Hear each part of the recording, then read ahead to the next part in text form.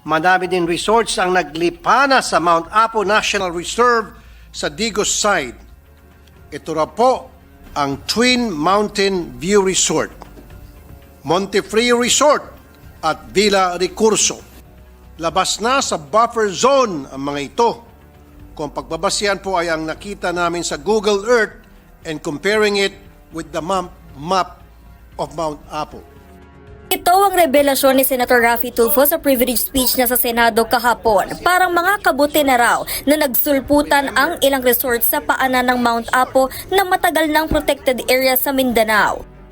Pero imbis na madami ang nagbabantay, lahat ay nagtuturuan lang kung sino ba talaga may kasalanan. Ang LGU, tinuturang DNR na nag-issue ng ECC. Ang DNR naman, tinuturang LGU na nag-issue ng business permit.